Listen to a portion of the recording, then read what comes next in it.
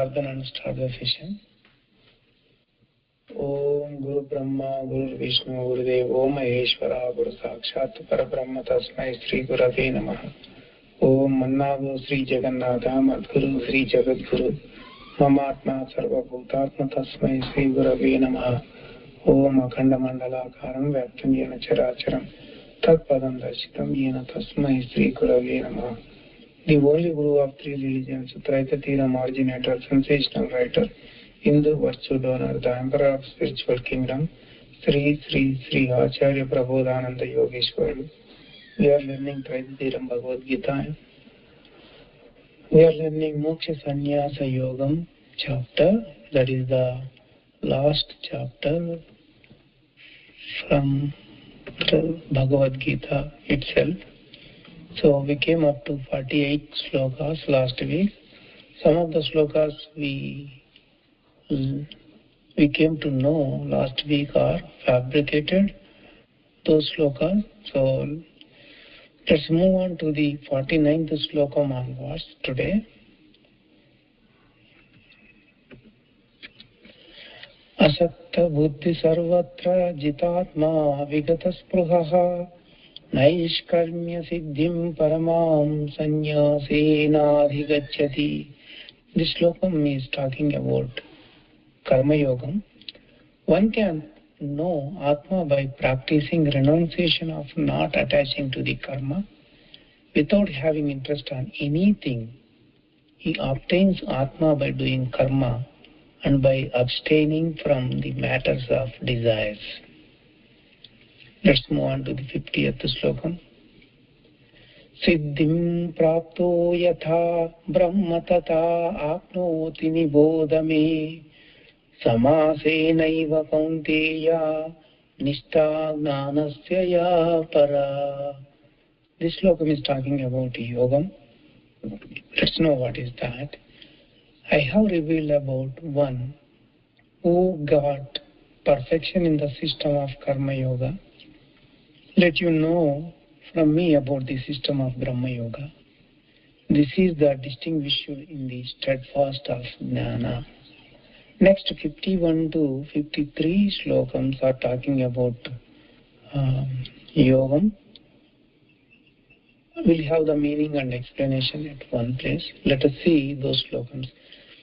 Buddhya vishuddhaya yukto dhrutya atmanam niyamya cha shabdadin vishayam tyaktva ragadveshau yudasya cha Vivikta sevi laghvashi yatavakaya manasaha dhyana yoga paro nityam vairagyam samupashritaha ahankaram balam darpam kamam krodam parigraham vimuchya nirmama shanto brahma bhuyaya kalpate.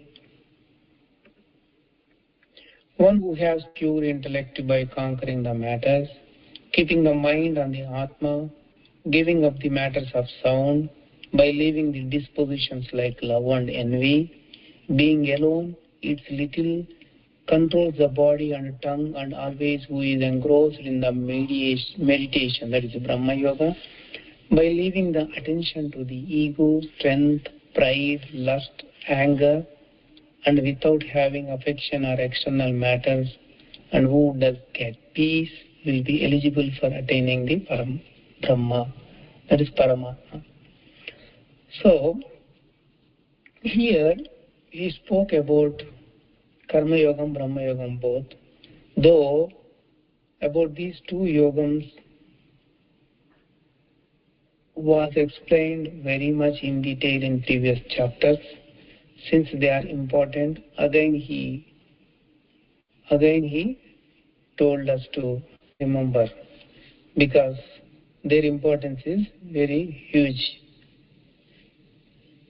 So it is concluded about Karma Yoga and Brahma Yoga. The chief aim by remembering many times is not to be forgotten these yogams.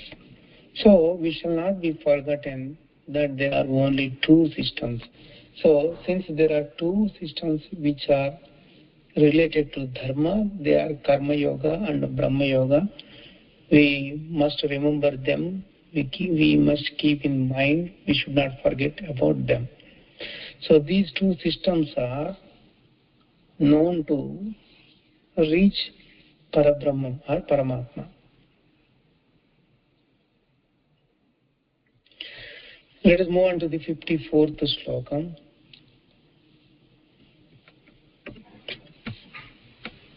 Brahmabhuta prasannatma na shochati na kankshati samasarveshu bhuteshu madbhaktim labhate param. This 54th Slokam is talking about both Brahma and Karma Yogams. Let us know the meaning and explanation about that. One who is united to Brahman and who is enjoying with Atma doesn't seek desires.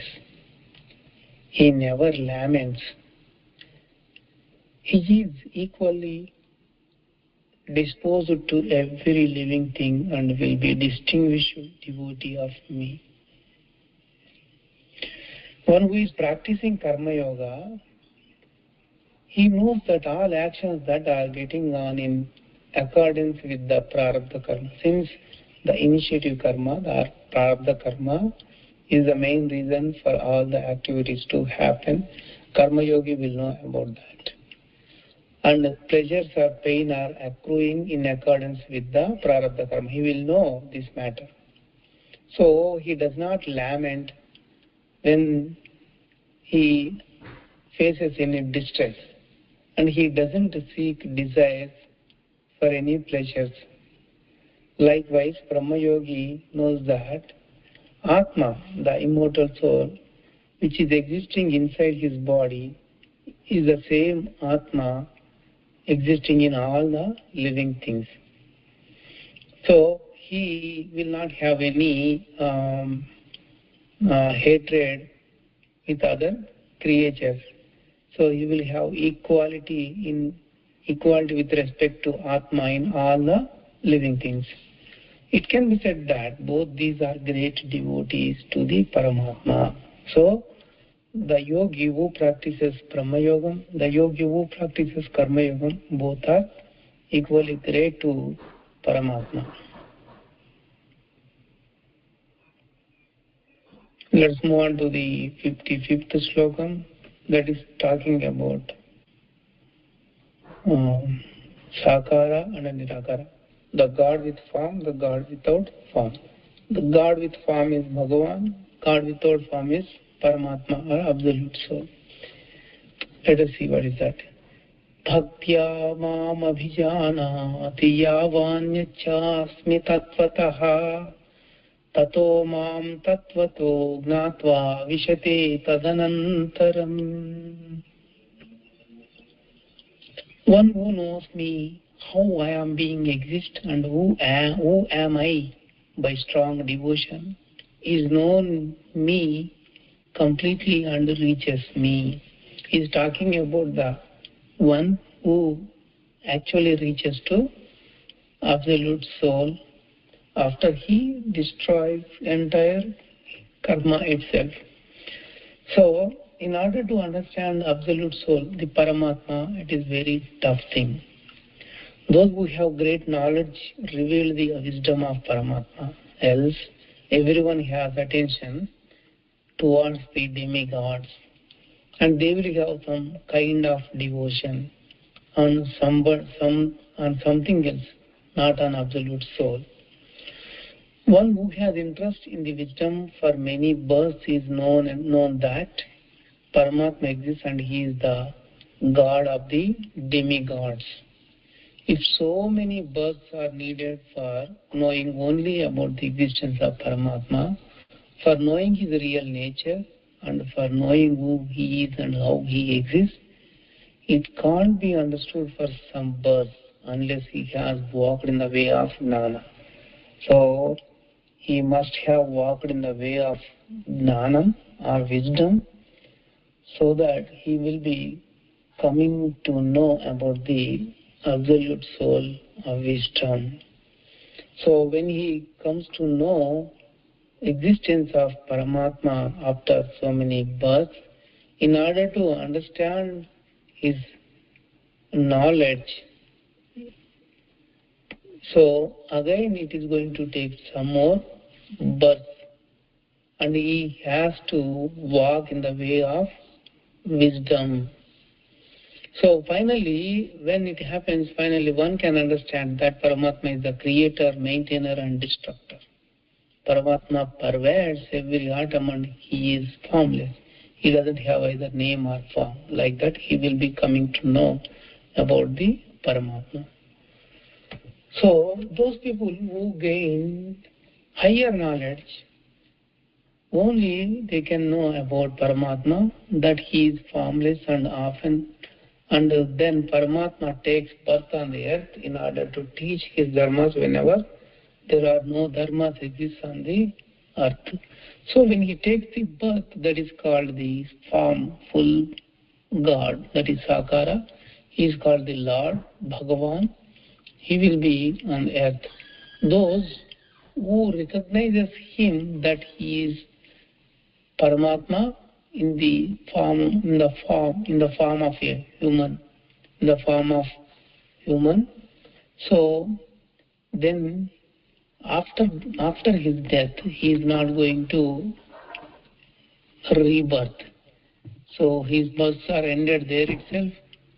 After recognizing fully the absolute soul, when he comes as a human, then he will attain the liberation.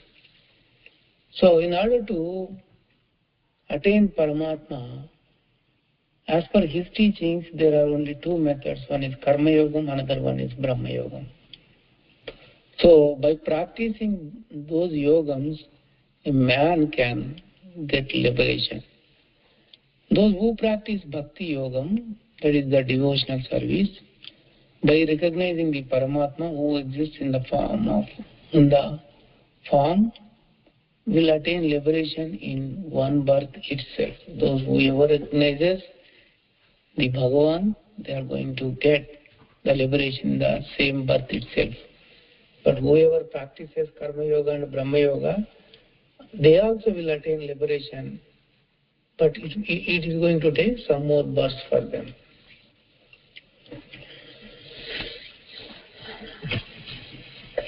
Let us end here today.